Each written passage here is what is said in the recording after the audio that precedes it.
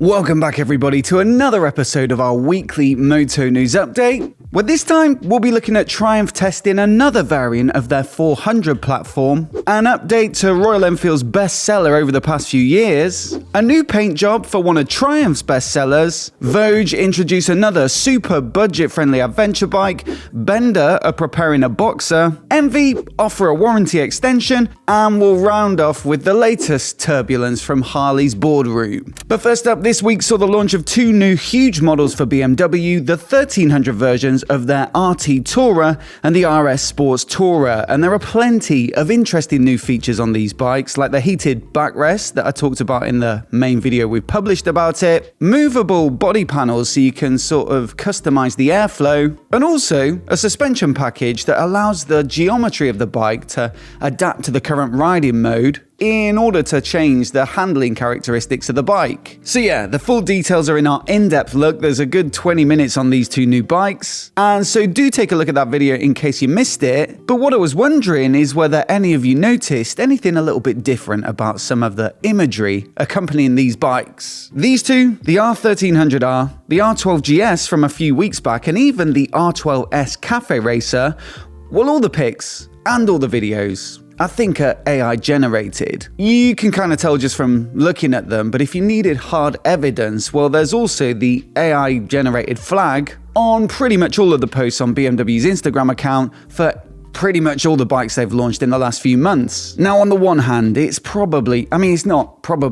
almost certainly a lot cheaper to do this than to get a prototype bike out to a quiet but spectacular location at the right time of day with the right weather, and then get the film and photo crew, you get a rider as well, then there's the edit, and you've got to do all this without anybody seeing the bike, any member of the public or anyone in the crew leaking it, otherwise it's going to ruin your launch plans. But on the other hand, well, what appeals about going out on a motorcycle is the realness of it, and so I think in some ways, I'd just prefer to see the real bike just parked outside BMW in a car park. I wouldn't really care. I'm not that bothered about whether it's set against a magical sunset. I'd love to know what you think in the comments. Does it really matter? Or would you prefer to see something authentic? And if that is the case, then perhaps I've got the solution for you. If you head to Instagram and go to BMW Plant Berlin, well, it's basically a more casual BMW account that's sort of centered on the factory there. And a lot of these new models are rolling off the production line anyway. So if you want to see some real shots, pretty much shot on someone's phone, I guess, then yeah, perhaps that's the antidote to all of their artificial marketing stuff. Now, a few episodes back, we showed some new spy shots of a couple of new variants of Triumph's 400 platform. So one of them was like a cafe racer, like a baby Thruxton, and the other, a slightly more jacked up looking, more off-road friendly version of the Scrambler 400X, probably called the Scrambler 400XE. And it's no surprise, the existing bikes, the Speed 400 Naked and the Scrambler 400X, have sold exceptionally well, and I'm led to believe they're one of the main factors in Triumph having a record 2024 where they sold more units than ever before. What is a slight surprise though is that yet another version has been spotted out testing and it landed in our inbox this week. That's 3 new models now in the works, which does seem like a lot, although given how successful those first 2 bikes are, perhaps Triumph are right to kind of double down on it. Now, the contact who sent these spy shots through is calling this one a street scrambler because in a way it sort of strikes a balance between the Speed 400 and the Scrambler 400X. The chassis looks largely like the Speed 400 with the 17-inch cast wheels front and rear, the same engine, the same suspension and all that stuff. But what it does get is some semi-rugged tires in the form of what looks like Pirelli's MT60 RS, so kind of flat track inspired, and then also the twin exit exhaust that's lifted directly from the Scrambler 400X. So perhaps the thinking here is to create something a bit more like Royal Enfield's Gorilla 450, which is ultimately a road bike, but has a touch of that more, flat track inspired aesthetic. Is there room for another one in the lineup though? That would be if they all come off 5 different bikes, and ultimately this one pretty much looks like a Speed 400 just with worse tyres for the road. Again, let me know what you think of it in the comments. Certainly, this sector of small affordable bikes though is absolutely booming, and one of the best examples has been Royal Enfield's Hunter 350. We recently reported that Enfield claim they've sold about 500,000 units since it was first launched in 2022,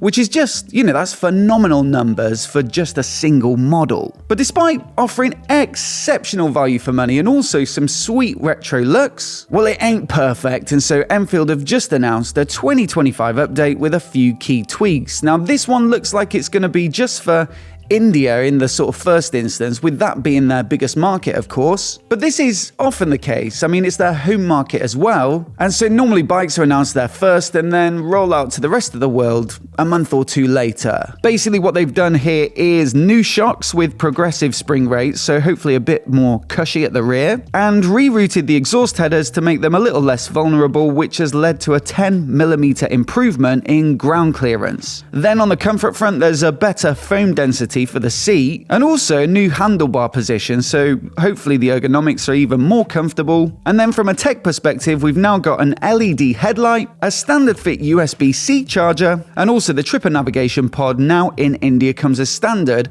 on some of the top spec models, while still being an accessory on the more affordable levels of spec. On top of all that though, they've really gone to town on the paint jobs with 3 new colours, all of which are fairly sort of lively, with the first being called Rio White, so a white sort of base paint and then some Brazilian colours in the accents. Tokyo Black, which I like very much, that's a bit more graphical. But the most daring of the bunch, I'd probably say, is the London Red, which gets these kind of crazy stripes across the tank. Why it's called London Red? Well, I guess London buses, or post boxes, or phone boxes. To be fair, there's quite a lot of red stuff, and potentially those lines remind me a little bit of the tube map, I'm not quite sure. But look, overall, some nice, well thought out tweaks for this bike that should make it, a little easier to use day to day. It certainly seems like they've tried to make it more comfortable with the seat bars and shocks. And so yeah, hopefully rolled out to the rest of the world soon.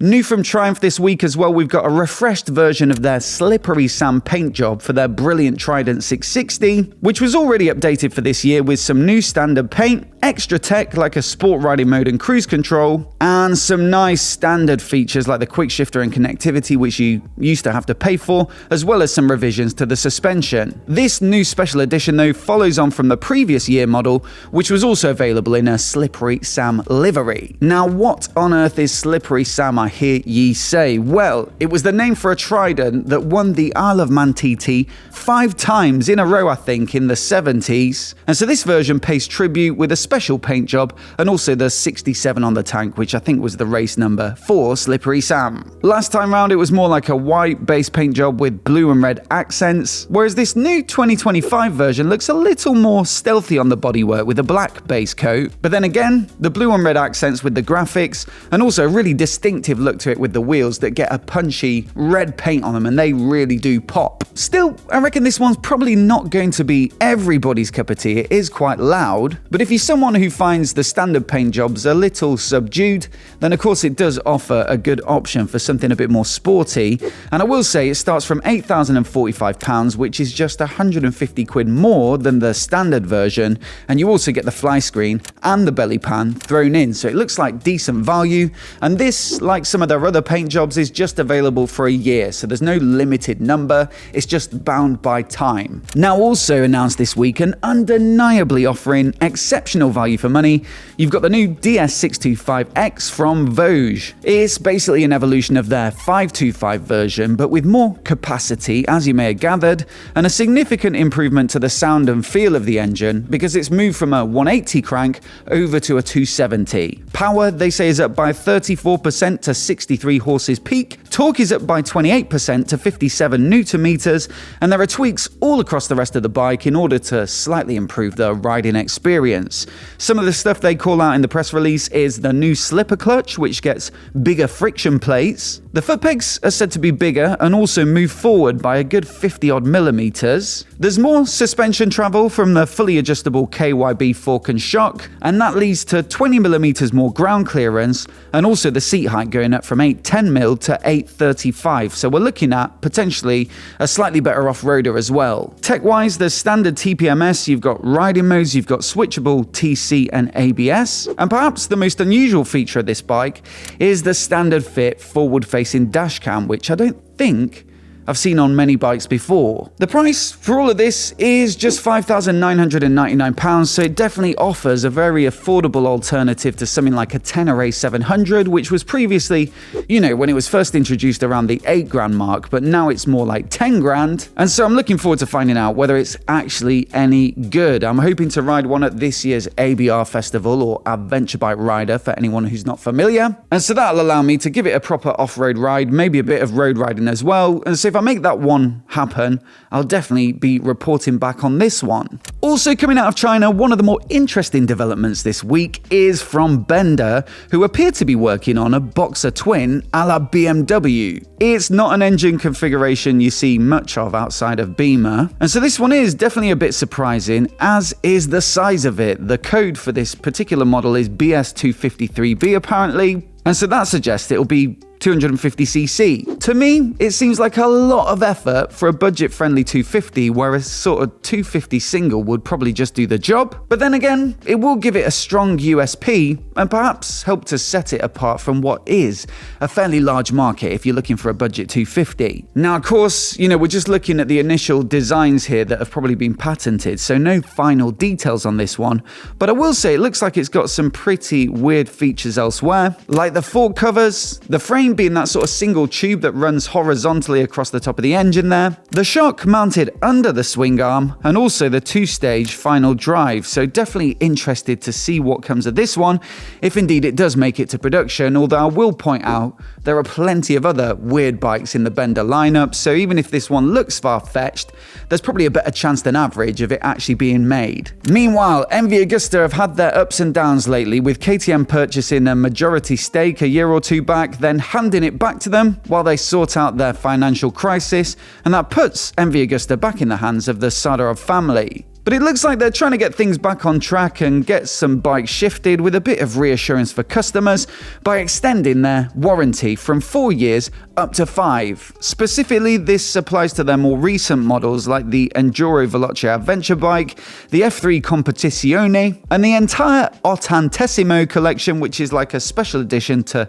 celebrate their anniversary, which applies to quite a few models in the lineup. Luca Martin, a board member at MV, says in recent years we've embarked on a profound journey of transformation, new processes, a new approach to product development, and above all, a true shift in mindset. Today, we're proud to be able to show our customers, who have always been the beating heart of MV Agusta, what it really means to put them at the center. That's why we're extending our motorcycle warranty from 4 years to 5, a decision rooted in the quality of our products, but above all, in the respect and trust we want to continue to earn every day on every road. But moving on, let's wrap up with the latest from Harley, who've been going through their own turbulence at the moment with a battle for control in the boardroom, which I reported on, I believe, in the last episode. Now, Livewire, their electric sub-brand, have recently copyrighted the name Doki, which appears to be the name for their upcoming maxi scooter, which is going to be built in collaboration with Kymco. To be fair as well, this one actually looks quite cool, or at least if the concepts are anything to go by, which were unveiled last year in November. Also, I think at the moment, electrics do make the most sense when they're specifically intended for the city, where speeds are lower, distances are lower, there's more opportunity to charge up, and also because it's stop-start, you get the benefits of regenerative braking. So I can see this one being, more useful, potentially more of a sales success than the stuff they've built in the past, which was more so focused on, the open road and motorways, where electrics, for me, just really show up their weaknesses. Unfortunately though, it could be short-lived with this struggle going on at Harley, which if you're not familiar, basically has resulted in one of their biggest shareholders, a group called H Partners, currently trying to get all the other shareholders to vote out some of the key board members. They're not happy with the direction of the company, they're not happy with the financial results, And as such, they're not happy with the returns that they're getting because of the strategy that's been set by the current board. Now, H Partners have set up this website to try and convince everybody to vote against the board, and they've come out with more statements this week, which are even more aggressive, I'd say, and one of the statements pointedly suggests that they're very, very keen to get rid of the Livewire brand. Ride Apart report them as saying, on the product front, the company must acknowledge that the electric Livewire line of bikes was horribly misguided and should be discontinued. Harley-Davidson owners do not want an electric engine. They desire raw American power. Instead, the company needs to refocus its efforts on attracting the next generation of Harley riders, revamping the lineup, and bringing back the iconic Sportster 883 as an entry-level motorcycle. So in their opinion, Harley should just focus on the traditional stuff, which they reckon is what really appeals to people about their brand. It is time to reignite the pride that Harley-Davidson riders have always had in their bikes and the company, and to bring back the highest quality parts and accessories made with chrome, steel, and leather. So it sounds like there's a big disconnect between what the investors want and what they think the customers want, and where the company is going at the moment anyway. But maybe there is a compromise between the two, and it could come from Ferrari. You see, they are working on a project that basically tries to get an electric powertrain to replicate the soul and engagement of an internal combustion engine by basically creating sort of dummy gear shifts. This one was reported on Moto 1, who say basically the idea is that you'll have still the sort of gear shift paddles behind the wheels, but the delivery of power you get is just the simulation of gear shifts by sort of manipulating the output from the electric motor. They say in their report that the company has said over and over again that it wants EVs to match the emotional experience of its traditional internal combustion cars, and this system appears to be a great way to do so. On the one hand, it does seem a bit pointless, doesn't it? You know, it's not particularly beneficial to performance or anything like that, but perhaps on the other hand, it seems like a good way to give proper petrol heads a way to transition over to electric while still getting a bit of joy out of them. They also say they're going to pipe in a fake engine sound as well, which I know will be an idea that will probably get a mixed reception. Anyway, as always, I'd love to know what you think down in the comments below. And as always, we'll leave last week's episode on the screen now so you can give it a click and give it a watch if you missed it, in which we look at primarily the second shutdown of KTM's factory this year. Do hit subscribe as well for more of the latest motorcycle news like this right here on MOTOBOB. A huge thanks for watching today, and we'll see you in the next video.